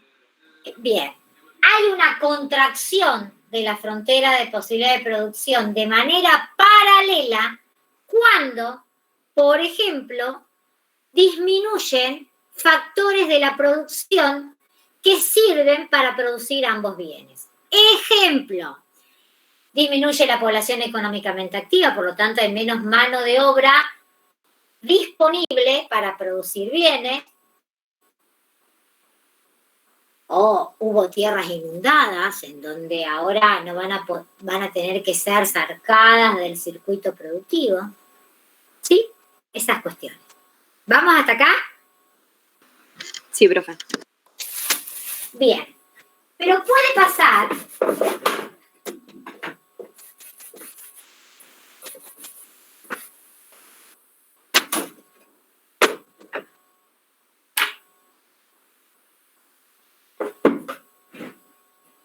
a ver si así va mejor.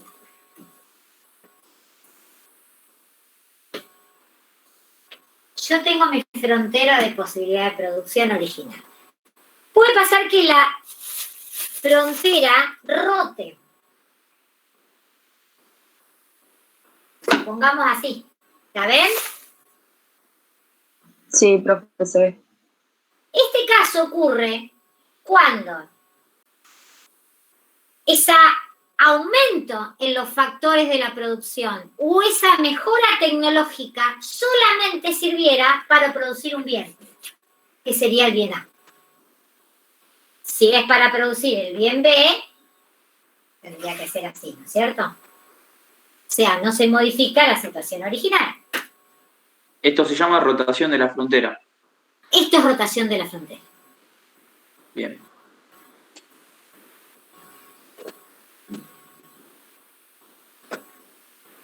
O que rote hacia la izquierda cuando hay una disminución de factores de la producción que afecten a un único bien.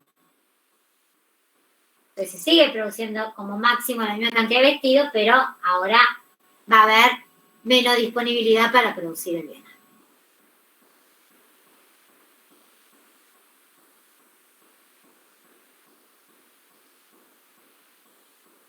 ¿Sigo? ¿Puedo seguir? Sí, profe. Bien. Esta frontera de posibilidad de producción, que es la que tiene esta forma cóncava respecto al origen, es la frontera más tradicional. Y se llama, cuando tiene esta forma cóncava con respecto al origen, decimos que la frontera trabaja con rendimientos decrecientes y con costos crecientes. ¿Por qué decimos que trabaja con rendimientos decrecientes y costos crecientes? Porque para producir una unidad más de un bien, necesariamente hay que sacrificar más de una unidad en la producción del otro bien. Y esto es muy común y por eso decimos que es la forma tradicional. Porque si bien los trabajadores muchas veces pueden, en la producción de un bien, pueden estar destinados a la producción de otro bien, cuando se trasladan de un bien a otro, a la producción de otros bienes, pierden destreza y por lo tanto su productividad disminuye.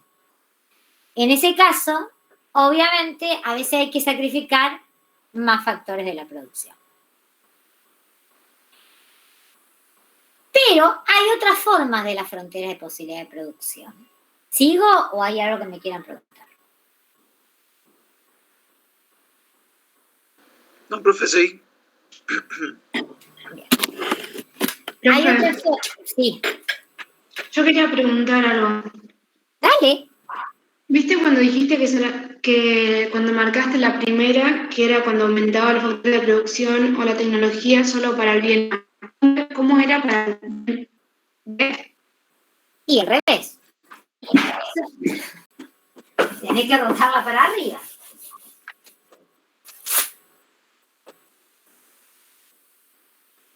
¿Esto te permanece constante o tenés que meterla así? Bien, gracias. ¿Sigo?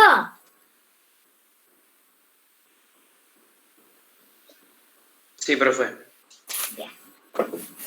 La otra forma que puede tener la frontera de posibilidad de producción, que son los casos extremos, se llaman. Se llaman casos extremos porque son casos poco probables o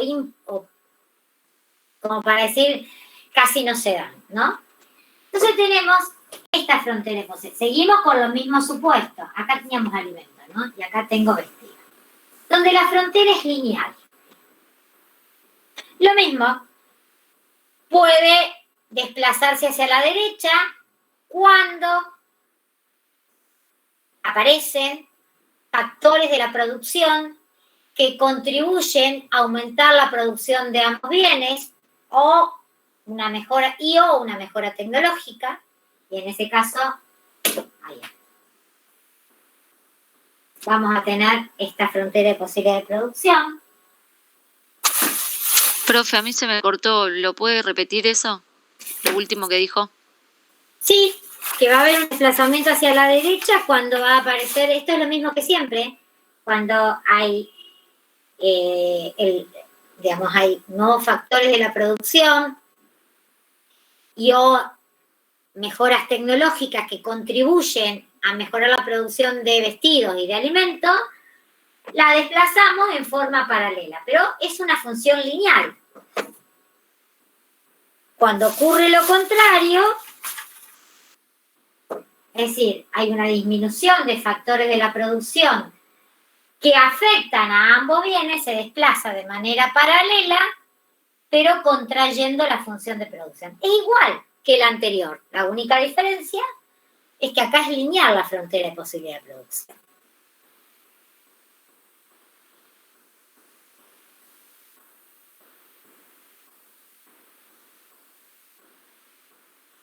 ¿Continúo? ¿Puedo continuar? Sí, profe. Sí, profe. Sí, sí. Bien. Puede pasar que en esta frontera que estamos viendo ahora,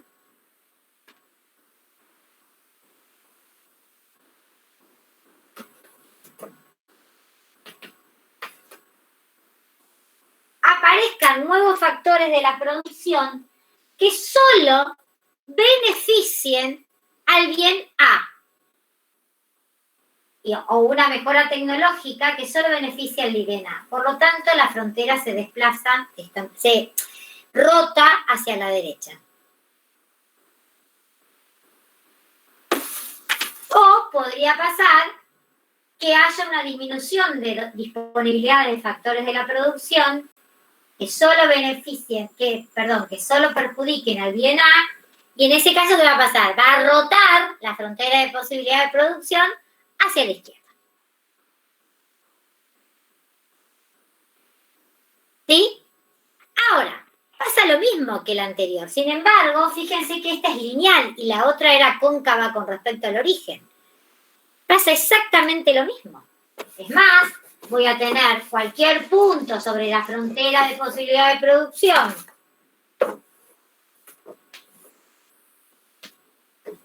que estuviera acá, es decir, cualquier punto que estuviera sobre la frontera, hablaríamos de eficiencia. Cualquier punto que estuviera dentro de la frontera de posibilidades de producción sería ineficiente, y cualquier punto que estuviera fuera sería un punto inalcanzable. Esto sigue siendo exactamente igual. Lo único que cambia, fíjense, es la forma. Porque yo no dije nada más ni nada menos que lo que vengo repitiendo con la primera frontera de posibilidad de producción. Cuando tiene esta forma, nosotros acá hablamos de que los rendimientos son constantes. Por lo tanto, los costos también son constantes. ¿Y por qué digo que los rendimientos son constantes? Porque para aumentar en una unidad la producción de un bien, debo sacrificar en una unidad la producción del otro bien.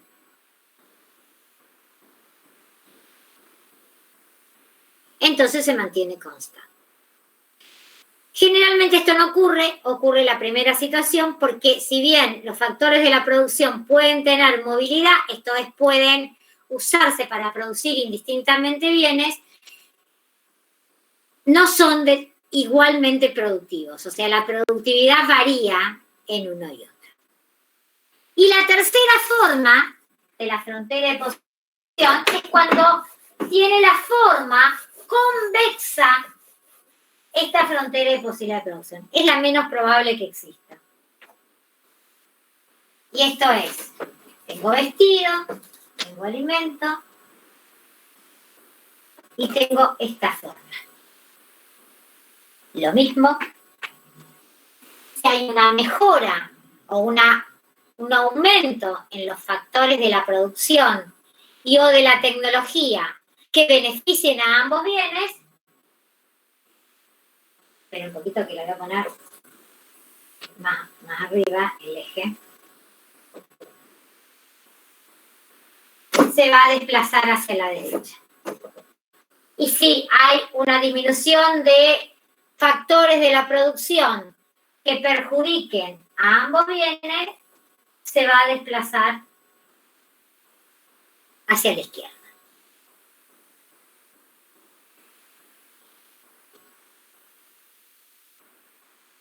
¿Sigo? Sí, profe. Sí, profe. Sí.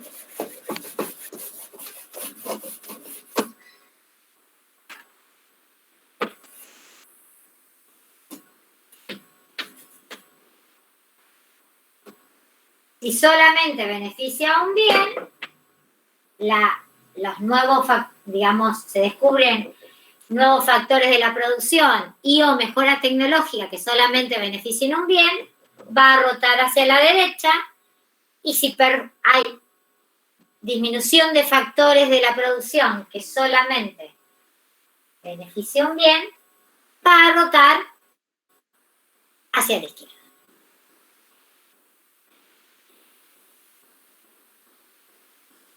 Lo mismo que dijimos con las otras fronteras de posibilidad de producción. Cualquier punto que se encontraran sobre las fronteras de producción de la función de producción, hablamos de eficiencia. ¿Esto qué es? Que todos los factores productivos estén siendo ocupados. Cualquier punto por afuera de la frontera de posibilidad de producción es un punto inalcanzable. Y cualquier punto por dentro de la frontera de posibilidad de producción hay ineficiencias, porque se podrían aumentar la producción de ambos bienes. Cuando la frontera de posibilidad de producción tiene esta forma, nosotros decimos que los rendimientos son crecientes y los costos son decrecientes. ¿Qué significa que los rendimientos sean crecientes? Que para aumentar en una unidad la producción de un bien, necesariamente hay que disminuir en menos de una unidad la producción del otro bien. Esto sería que cuando pasamos factores de la producción de un bien a otro, la productividad aumente. Poco probable. Si ocurre esto es porque antes estábamos utilizando muy mal los factores de la producción. En ese sentido, tenemos las tres formas de frontera de posibilidad de producción. Rendimientos crecientes con costos decrecientes, rendimientos constantes con costos constantes y rendimientos decrecientes con costos crecientes. Con esto finalizamos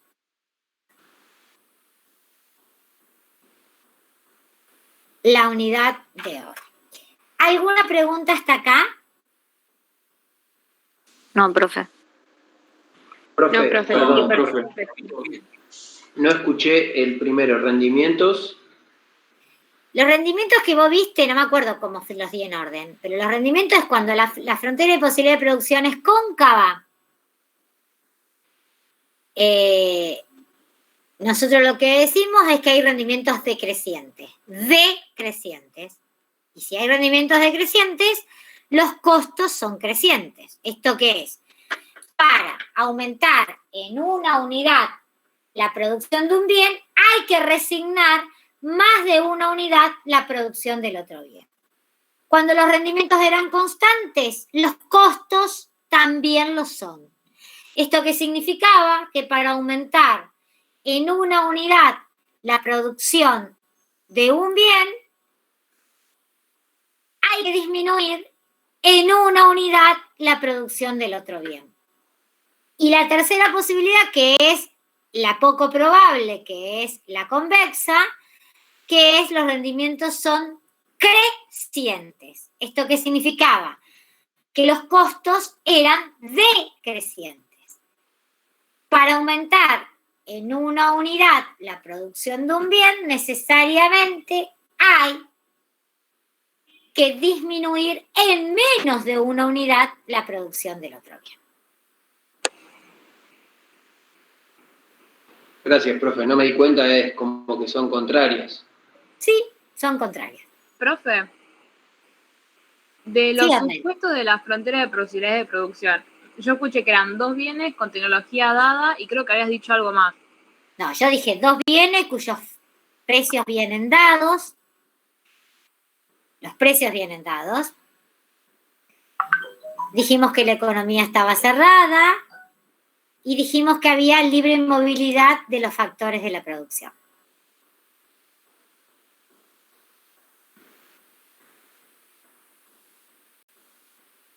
Gracias, profe. Yo voy a publicar ahora en el campus que la misma clase de hoy va a ser dada el martes para todos aquellos alumnos que no pudieron conectarse hoy. Por supuesto que ustedes, por favor, eviten conectarse, ya la dieron, para darle lugar a los otros alumnos. Si hay un chat comunitario y pueden, además a esto, alguien transmitirlo en el chat, yo se los voy a profe, agradecer. ya lo dijeron también en el grupo. Bueno. Ya a partir del jueves que viene ya van a entrar con la otra cuenta que van a habilitar a más de 100 personas.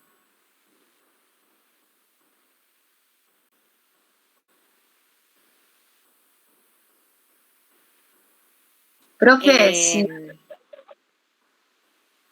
si surge alguna Yo no duda. tengo el link no tengo el link del grupo de WhatsApp, no formo parte de ningún grupo de WhatsApp de micro. Si alguien se lo quiere pasar, que lo ponga acá, yo no tengo problema. Les juro que no entro ni como incógnita, pongo las manitos así si quieren. O sea. Listo, Profe, gracias. si en estos días uno mira el material de cátedra y los videos y surge alguna duda, ¿dónde podemos hacer alguna consulta? ¿Mail o no? Sí, pero siempre por mail privado. Claro, ¿y cuál sería la casilla, digamos, cuál sería el... Y ahí están, cuando vos entras a participante, están los docentes y tenemos los correos de cada uno de los docentes. Perfecto, gracias.